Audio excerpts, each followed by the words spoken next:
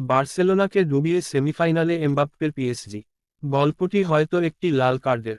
ঘরের মাটিতে ওই একটি লাল কার্ডের পরেই যেন বিধ্বস্ত হল বার্সেলোনা। কিলিয়ান এমবাপ্পেদের পিএসজির বিপক্ষে শোচনীয় পরাজয়ে চ্যাম্পিয়ন্স লিগের এবারের মৌসুম থেকে বিদায় নিতে হল কাতালানদের। অন্যদিকে প্রথম লেগে পিছিয়ে থেকেও দ্বিতীয় লেগে ব্যবধান বাড়িয়ে সেমিফাইনাল নিশ্চিত করল ফরাসি ক্লাবটি। মঙ্গলবার ১৬ই এপ্রিল দিবাগত রাত ১টায় বার্সেলোনার এস্তাদি অলিম্পিক লুইস কম্পানিসে চ্যাম্পিয়ন্স লিগের কোয়ার্টার ফাইনালে মাঠে নামে বার্সেলোনা ও পিএসজি। ম্যাচটিতে ৪-১ গোলে জয় পায় পিএসজি।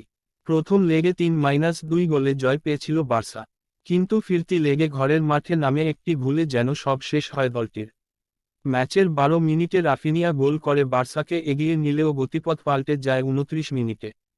পিএসজির ব্রাডলি বার্কোলাকে ফাউল করে সরাসরি লাল কার্ড দেখে মাঠ ছাড়েন রোনালদো আরাউহো।